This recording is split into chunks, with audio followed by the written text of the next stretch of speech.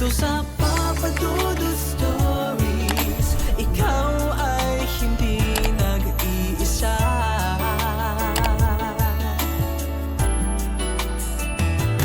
Dito sa Papa Dudut Stories, may nagmamahal sa'yo. Papa Dudut Stories, Papa Dudut Stories. Dear Papa Dudut, sa lahat po ng mga nakatutok ngayon, huwag pong kalimutan mag-like, mag-share at mag-subscribe. Maraming salamat po sa inyong lahat.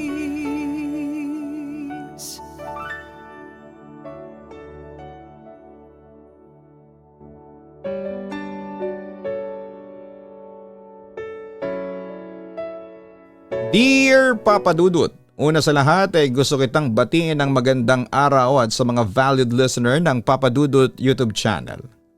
Tawagin mo na lamang ako sa pangalang Christine. Na-encourage ako na sumulat sa inyo dahil na rin po sa mga napapakinggan kong mga istorya ng pag-ibig sa Papa Dudut Stories. Samantala kasama ko sa aking kwento ang aking kaibigang si Randy. Siya ang aking childhood friend. Noong nasa elementary pa lamang ako ay nakilala ko si Randy. Anak siya ng kaibigan ng aking ina na taga-probinsya at nagbabakasyon sa Maynila tuwing summer. Sa una naming encounter ay medyo may pagkamahiyain siya. Kagaya ko. Ako yung tipong kapag hindi mo kinausap ay hindi rin nagsasalita.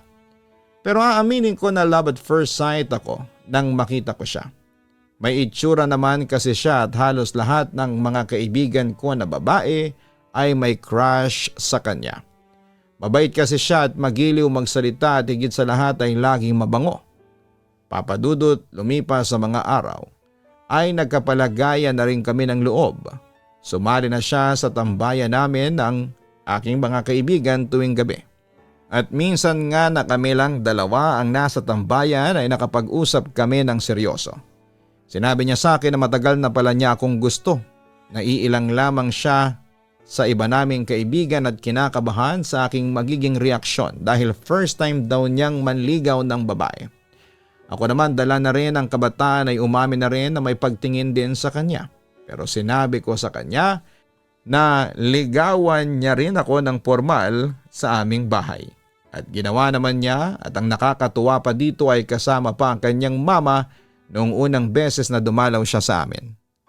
Papa Dudut, naging katatawanan tuloy ang nangyari dahil inaasar kami ng mga kapatid ko at kapatid niya pati na rin ang iba pa naming mga kaibigan. Pero kahit na ganon ay nagpatuloy pa rin sa panliligaw sa akin si Randy. Hanggang sa isang araw. "O Randy, nagulat naman ako sa iyo." "Oo, narito si Ate Christine. Halika, pasok ka." Narinig kong wika ng kapatid kong si Alexi. Halatang inaasar pa nito ang manliligaw ko. Nagpasalamat naman si Randy at pinaupo siya ng kapatid ko sa sofa. "In fairness, hindi mo na kasama ang airmats mo natatawa nitong wika." "Teka, tatawagin ko lang si ate ha." "Ate Christine! Ate Christine, si Randy narito. Manliligaw na naman pero magugulat ka ha. Hindi na niya kasama ang airmats niya. Pangaasar pa niya rito." Napahagikik ako nang marinig ko yon mula sa aking kwarto. Hindi naman ako makapunta agad sa sala para entertain si Randy kasi nagpapaganda pa ako ng mga sandaling yon. Ayoko naman kasing humarap na mukha pang bruha sa manliligaw ko. Pagkatapos ay naghari ang tawanan sa sala sa pagitan ni Randy at Alexi. At nang masatisfied na ako sa aking itsura ay mabilis akong buwaba para entertain ang aking bisita. "Oy Alexi, inaasar mo na naman yang si Randy. Wala ka na namang magawa no?" Natatawa kong saway sa aking kapatid. "Ano ba ate? Natatawa pa rin kasi ako. Hindi ako makaget over nung isang linggo nang pumunta siyang kasama ang kanyang airmats na 24/7 na to the rescue sa anak." Sabi nito pagkatapos ay tumawa siya ng malakas. "Sige, iwan ko na kayo ng manliligaw mong mamas boy ha." Pangasar pa niya sa amin. "Ala, sige layas. Doon ka na sa kwarto mo. Huwag mo kaming istorbohin ni Randy rito." Natatawa ko habang tinataboy paakyat ang kapatid ko. "Pagpasensya mo na si Alexi ha Randy. baling ko sa aking manliligaw. Huwag ka na mag-alala, sanay na ako dyan kay Alexi, natatawa niyang wika sa akin. Kasi ba naman manliligaw ka lang sa akin kasama mo pa ang airmats mo. Naloka talaga ako sa iyo nung isang linggo. Parang siya yung nanliligaw noon, hindi ikaw Dagdag ko naman. Siyempre kinakabahan ako noon, Christine. At saka alam mo namang first time ko manligaw sa babae. Kaya nagpatulong ako sa airmats ko. Nahihiyang pag-amin ni Randy sa akin. Hindi naman ako makapaniwala sa sinabi niya. Hindi nga. First time mo manligaw sa babae? Tumango siya bilang tugon. Oo, hindi ko ba nasabi sa iyo? Sa edad kong ito wala pa ako nagiging girlfriend kasi nga mahiyain ako. Samantala'y nagulat na lamang kami nang biglang nagsalita si Alexi. Yun pala'y nakadungaw siya sa hagdan. Talaga Randy? Wala ka pang nagiging girlfriend so it means virgin ka pa. Kaloka ha, pangaasar pa nito. Aba, nakikinig ka pa sa usapan namin, chismosa ka talaga Alexi. Hala, pasok ka na sa kwarto mo. Sige, isusumbong talaga kita kay tatay pag uwi niya, saway ko sa aking kapatid. Pero nagpatuloy pa sa pangaasar ang kapatid ko. Virgin at 25? 1 in a million lang ang mga lalaking katulad niya, no? Naku ating, naka-jackpot ka kay Randy. Hala, pasok sa kwarto, bruhang to. Saway ko ulit sa makulit na si Alexi. Natawa lamang si Randy sa aming dalawa ng kapatid ko. Hayaan mo na yung kapatid mo, Christine. Actually, natutuwa ako sa kanya. Naku, pagpasensyahan mo na lang yung kapatid ko. Anyway, mabalik tayo. Ayos lang naman sa akin na manligaw ka sa akin na kasama ang airmats mo. Gusto ko nga yun At least, nagkakilala na kami. At saka mukhang naka-vibes naman namin ang isa't isa. Wika ko. Oo nga Gustong gusto ka nga ng airmats ko. Nga pala, sinabi mo sa akin noon na ligawan kita ng formal sa bahay mo. Ang alam kong formal na ligawan kasama pati ang mga parents natin. Paliwanag pa niya. Pamamanhi ka na yun Randy, yung tipo nagpaplano ng magpakasal. Sa kaso naman natin nanliligaw ka pa lang kaya hindi pa kailangan ng eksena ng mga magulang natin. Pag-correct ako naman sa kanya. Naku Christine, muntik ko nang makalimutan. Ito palang present ko sa iyo. Pagkatapos inabot niya sa akin ang isang bouquet ng bulaklak at 2 boxes ng chocolates. Salamat ha Randy. Balik ko naman sa kanya.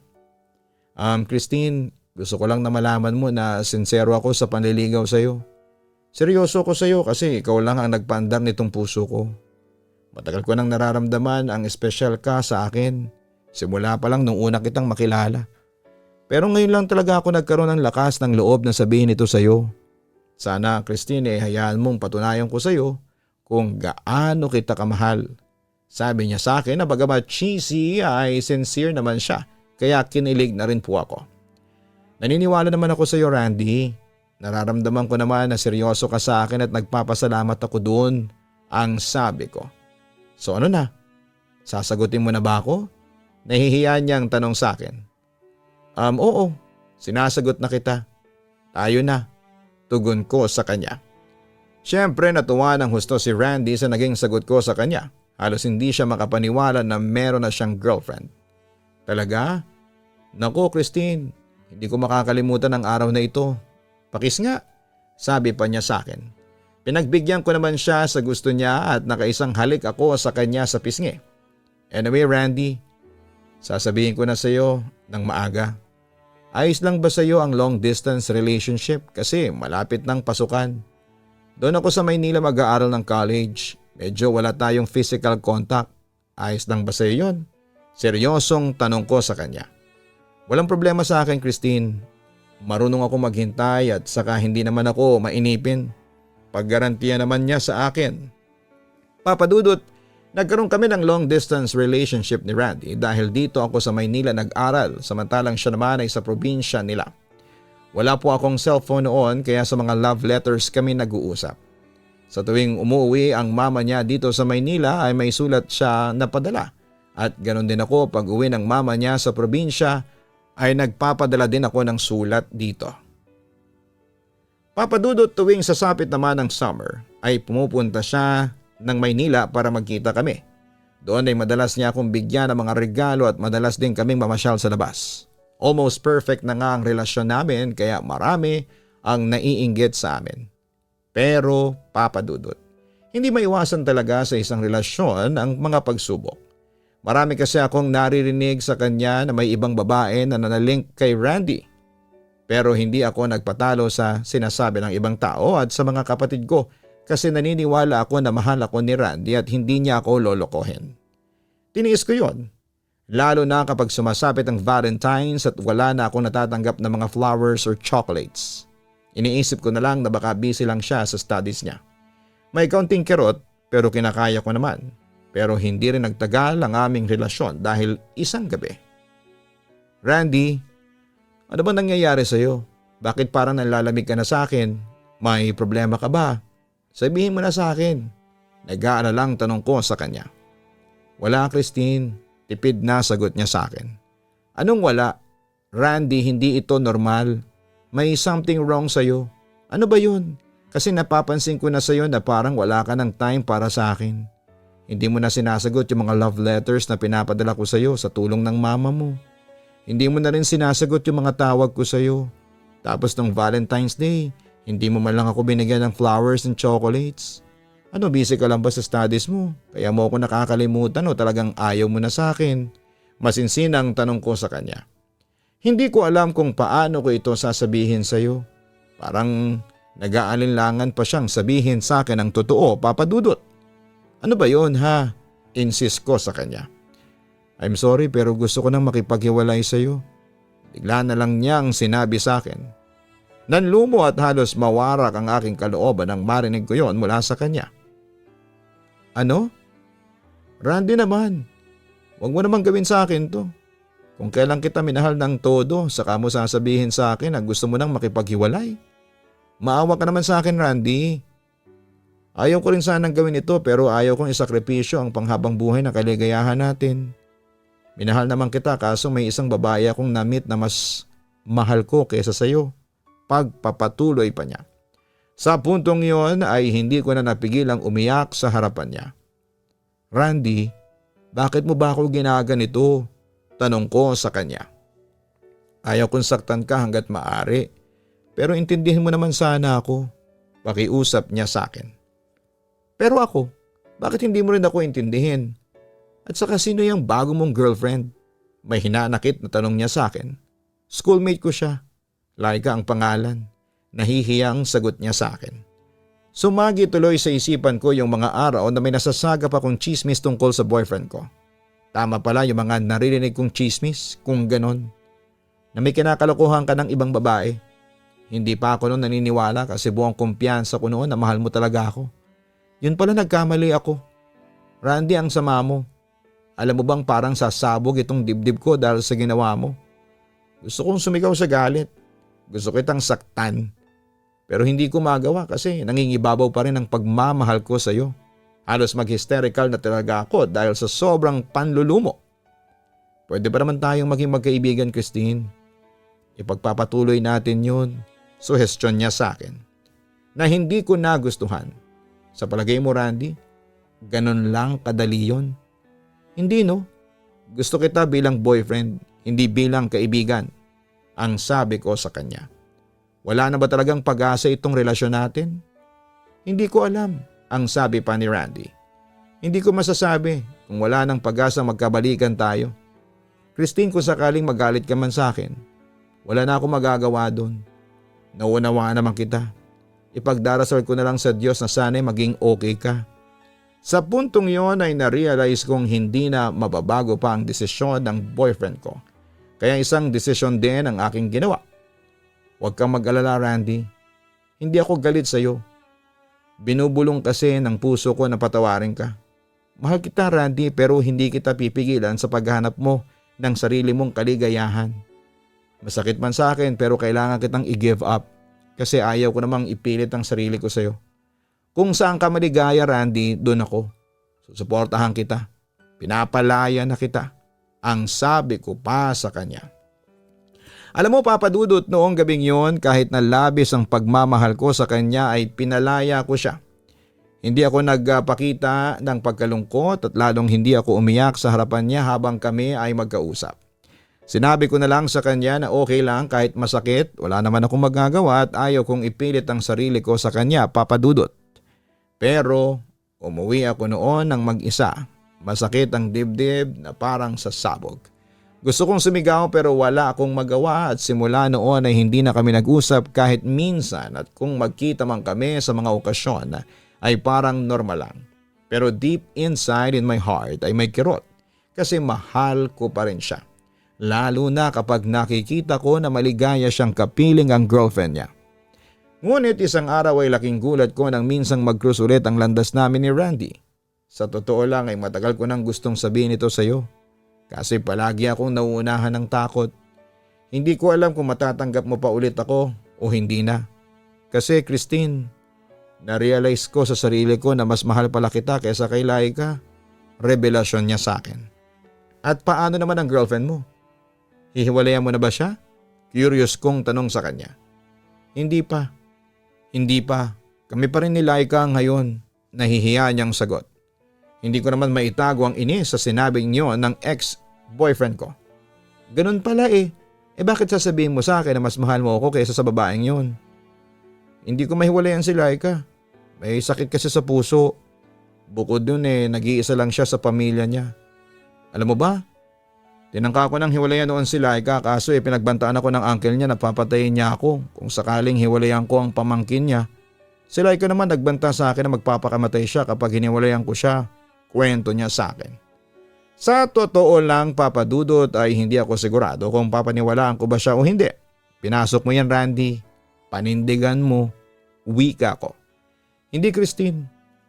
Ikaw pa rin ang mahal ko hanggang ngayon. Pinagsisisihan ko na yung ginawa ko sa iyo noon.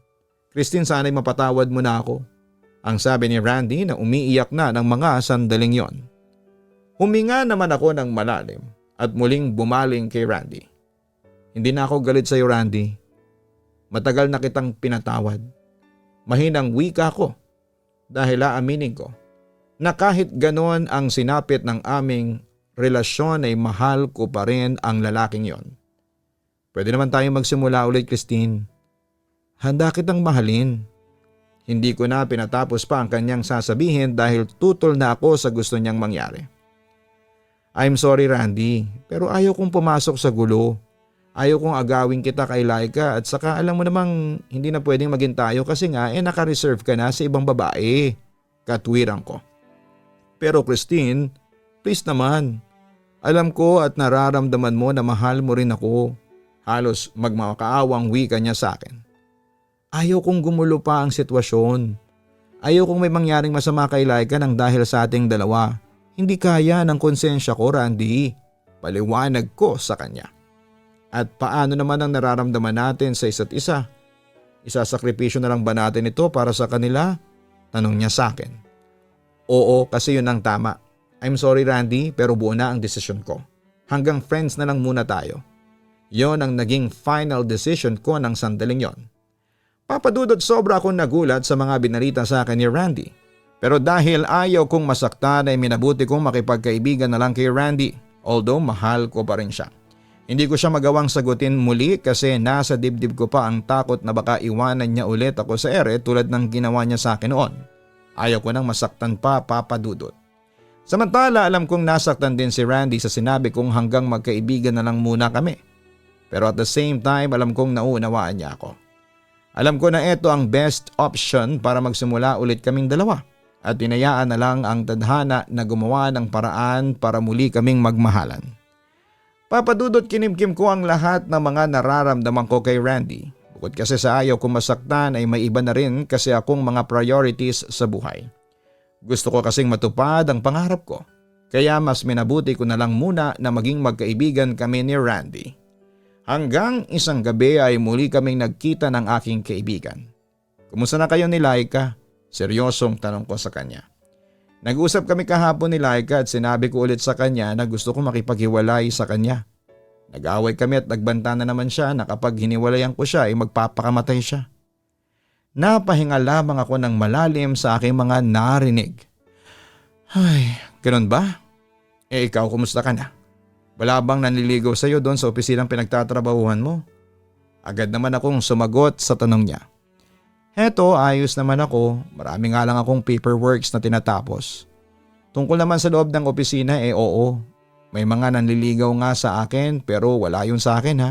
Concentrated muna ako sa career ko. Christine, mahal mo pa ba ako? Bigla na lamang niyang tanong sa akin. Oo, mahal kita. Kaso bilang kaibigan lang, sagot ko. Aaminin kong mahal ko si Randy ng higit pa sa isang kaibigan pero kailangan kong magtimpi at pigilan ng sarili ko dahil ayokong makasira ng relasyon. Nagsinungaling ka. Nakikita ko sa mga mata mo na mahal mo pa rin ako. Nanunubok niyang kontra sa sinabi ko. Inaamin ko naman Randy na mahal pa rin kita. Kaya nga ako nasasaktan sa tuwing nakikita kitang kasama yung girlfriend mo. Pero ano magagawa ko? Hanggang dito lang talaga tayo. Pag-amin ko. Christine, magtana na tayo. Magpakalayo-layo tayo. Magsama tayo, total naman nagmamahalan tayong pareho. Bigla niyang suhestyon sa akin. I'm sorry pero hindi ko gagawin yan. Ayaw kong magpakamatay ang girlfriend mo nang dahil lang sa akin. At saka bakit ngayon mo lang sinabi sa akin yan? Bakit ngayon mo lang ako pinaglalaban? Sana Randy noon mo pa ginawa yan. Ngayon lang ako nagkaroon ng pagkakataong ipaglaban ka, Christine. Sana naman ay hayaan mo ako. Hindi ko na siya pinatapos magsalita dahil alam kong wala rin namang patutunguhan ang pagmamahala namin. Hindi ako makakasama sa iyo. Bakit? Una, ayaw ko pang mag-asawa. Hindi pa ako handa sa responsibilidad. At saka marami pa akong pangarap sa buhay.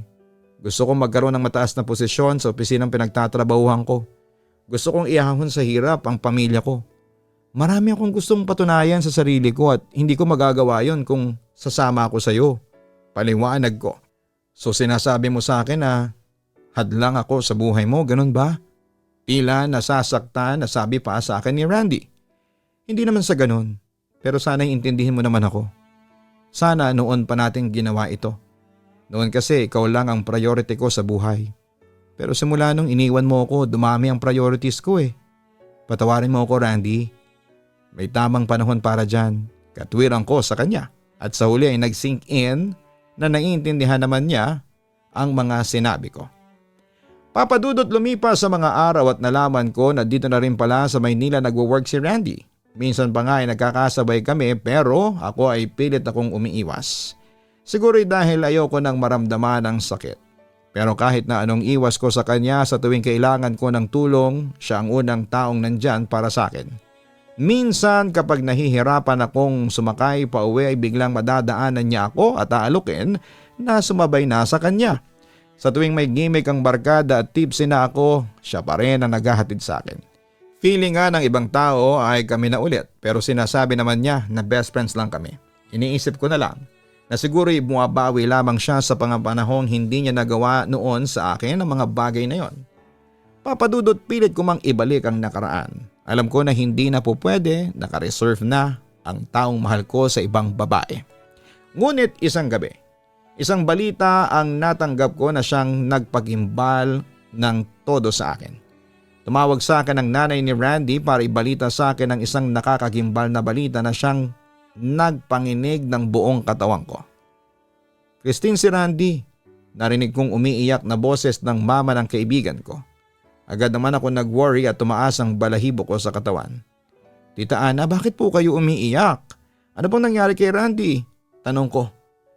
Si Randy nahulog siya sa building kanina habang nagsasabit ng signal device. Dead on arrival siya sa ospital. Garalgal na wika ng mama ni Randy. Papadudot, nanginig ako ng mga sandaling yon at matagal na hindi nakapagsalita. Tapos ay nagpa siya akong puntahan ang burol ng aking ex-boyfriend at kaibigan. Nung makita ng dalawang mata ko ang malamig na bangkay ni Randy, ay doon na tumulo ang luha ko at nanlumo ako sa mga nakita ko. Papadudot, sobra akong nasaktan. Kasi ang taong matagal ko nang minahal ay wala na. Kung kailan naging close kami ulit, sa isa't isa ay nawala pa siya. At ang kinakasama pa ng loob ko ay hindi ko nasabi sa kanya na minamahal ko pa rin siya. At nang dumating ang araw ng libing ni Randy ay halos mawala na ako ng lakas. Papadudot, sising-sisi ako kasi hindi ko man lang naipakita at naiparamdam sa kanya na mahal ko siya. Pagkatapos ng libing ay walang araw at gabing hindi ako umiiyak. Pinagpapanalangin ko na sana'y magpakita sa akin ang kaluluwa ni Randy para masabi ko sa kanya ang lahat ng hindi ko nasabi. Hanggang sa isang araw ay muli akong pumunta sa puntod ni Randy. Ate Christine, huwag ka nang umiyak. Tanggapin na lang natin na wala na si Randy. Naiiyak na wika ni Alexi sa akin. Alexi, nakukonsensya ako. Nireject ko siya noon. Yung pagmamahal sa akin ni Randy. Bakit ganun? Kung kailan nawala na siya ay saka ko nalaman sa sarili ko na mahal ko siya. Pagtatapat ko. Inagod naman ang kapatid ko ang aking likuran. Tahan na ate. Hindi ko pa rin matanggap na wala na si Randy. Kung maibabalik ko lang sana ang panahon. Ipapakita at ipaparamdam ko sa kanya na importante siya sa akin. Wika ko na may halong panghihinayang. Huwag ka nang umiyak ate please. Nasaan mo ngayon si Randy? Tiyak na malulungkot yon kapag nakita kanyang umiiyak. Huwag ka nang mag-alala ate at mahal na mahal ka rin ni Randy. Sabi pa ng kapatid ko sa akin. Napatingin naman ako sa kanya na siyang pagyakap naman sa akin ng aking kapatid. Ate tahan na. Sabi pa niya ulit sa akin. Alam ko mawala man ang pisikal na katawan ni Randy dito sa lupa. Naniniwala ako na narito lang siya sa tabi natin. Binabantayan ka. Kaya huwag ka nang malungkot. Alam ko na masaya na siya sa piling ng Diyos. Sabi pa niya sa akin ng aking kapatid. Samantala ilang araw akong nagluksa pagkaraang mailibing si Randy. Hindi ako kumain at hindi makatulog dahil palagi akong umiiyak sa tuwing naaalala ko ang mga masasayang araw namin. Hanggang sa isang gabi ay nagparamdam si Randy sa aking panaginip na siyang hindi ko makakalimutan. Huwag ka nang umiyak. Mahal ko, nasasaktan kasi ako kapag nakikita kitang umiiyak. Malungkot na wika ni Randy sa akin. Randy, kahit alam kong patay ka na, pero masaya ako ngayon kasi kasama kita. Parang buhay na buhay ka. Ngumiti naman siya sa akin at nagsalita. Mahal ko talagang buhay ako. Diyan sa puso mo. Kahit na wala na ako sa lupa, mananatili akong buhay at handang maging protector mo habang nabubuhay ka. Pangako hindi kita iiwanan. Mamahalin kita ng wagas at ipagdarasal kita na sana'y maging masaya ka sa buhay mo. Pangako pa niya sa akin. Hindi ko maiwasan sa akin ang umiyak kasi biglaan ang pagkawala mo. Hindi ko man lang nasabi sa iyo na mahal kita. Higit pa sa kaibigan. Sana'y patawarin mo ako kung hindi ako sumama sa iyo na magtana noon. Ngayon ko lang na-realize na mahalaga ka kesa sa mga pangarap ko. Pag-amin ko sa kanya. Huwag mo nang isipin yon. Ang mahalaga ay nalaman ko na mahal mo rin pala ako. Wika niya sa akin. Maraming salamat sa pagdating mo sa buhay ko, Randy. Kahit na hindi man ikaw ang nilaan ng Diyos para sa akin ay naging masaya ako sa piling mo. Sa konting panahong pagsasama natin, natutunan ko kung paanong umibig ng wagas. Randy, hindi kita makakalimutan, ang sabi ko pa sa kanya. Sa puntong yon ay hinawakan niya ang aking mga kamay. Hindi rin kita makakalimutan, Christine. Dadalhin ko ang alaalang yon saan man ako magpunta. Pahayag niya sa akin. Alam kong darating ang panahon na mamamatay din ako. Kapag dumating ang panahon na yon, sana gusto ko ikaw ang unang sasalubong sa akin. Ipangako mo yan sa akin ha? Naiiyak kong wika sa kanya. Oo Christine, pangako. Mahal na mahal kita. Pagkatapos ay hinalikan niya ako sa labi bago tumungo sa liwanag at doon ay nagising na ako sa aking panaginip. Papadudot masakit sa akin ang pagkawala ni Randy. Kahit nasa trabaho ako, wala akong ginawa kundi ang umiyak. Inintindi naman ako ng mga ka-office mates ko at ng boss ko. Hinayaan lang nila ako. Tumagal yon ng ilang buwan at dinaglaon ay unti-unti rin akong nakamove on. Papadudot, hindi ko man lang nasabi kay Randy na mahal ko siya at masaya ko na naging parte siya ng aking buhay. Hindi siya mawawala dito sa aking puso at ang mga masasayang alaala na naiwan niya. Randy, kung nasaan ka man ngayon, maraming salamat sa pagdating mo sa buhay ko. Kahit na hindi man ikaw ang nilaan ng Diyos para sa akin ay masaya ako sa kaunting panahong ibinigay ka ng Diyos sa akin para maging protector ko. At maraming salamat kasi tinuruan mo ako kung paanong umibig ng wagas. Papa Dudut, hanggang dito na lamang po ang sulat ko. Maraming salamat po sa pagbabasa ng sulat ko. Sana'y mapili niyong i-upload sa YouTube channel mo. God bless. At sa buong staff ng Papa Dudut Stories, more power. Lubos na gumagalang, Christine. Nakakalungkot na malaman na napakaagang lumisan ni Randy sa mundong ito. Pero Christine, huwag mong sisihin ang iyong sarili kung hindi kayo nagkasama sa mga nalalabing araw niya sa mundo. Tama lang ang ginawa mo na mas pinili mong maging magkaibigan na lamang kayo kaysa magkabalikan. May sabit pa si Randy na mga panahong iyon at siguradong malaking problema ang iyong haharapin kung sinunod niyo lamang ang puso ninyo. Siguro yun lamang ang nakatadhana sa inyong dalawa at kailangan ninyong tanggapin yon. At huwag kang mabuhay sa regrets. Christine, hanggat humihinga ka, samantalahin mo ang pagkakataong dumarating sa iyo. Live your life to the fullest. At hindi ko inaalis sa iyo na i-treasure mo ang mga masasayang memories ninyo ni Randy, pero kailangan mo mag-move forward. Huwag mong gawing hadlang ang mga memories mo kay Randy para mag-move forward ka sa iyong buhay. I'm sure hindi rin gugustuhin ni Randy na makita kang malungkot. Anyway, maraming salamat sa iyo, Christine, sa pagbabahagi mo ng iyong totoong kwento sa Papa Dudut Stories. God bless and take care.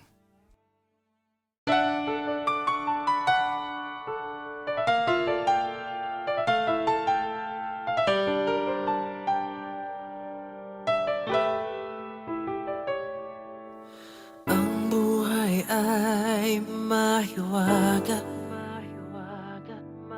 laging may lungkot at saya. Sa Papa Dudut Stories, laging may karamay ka.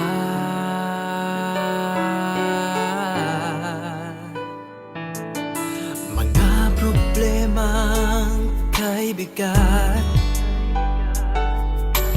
dito ay pakikinggan ka. Sa Papa Dudut Stories, kami ay iyong kasama. Dito sa Papa Dudut Stories, ikaw ay hindi nag-iisa.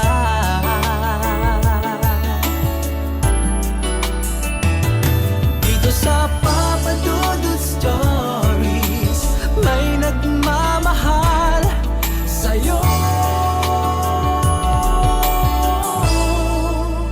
Papa Dudut Stories,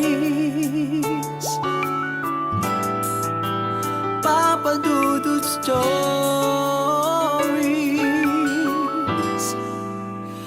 Papa Dudut Stories.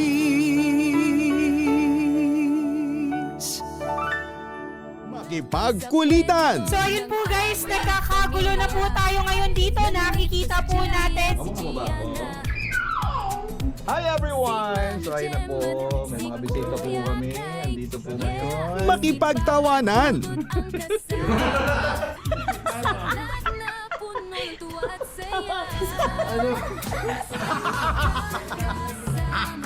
At minsan, makipag-iyakan. Lagyan na ng gamot. Kanina umiyak si Gian, sabi niya, Ama, tanggapin mo ang kapalaran ng iyong ama. Sa Papa Dudut Family YouTube channel.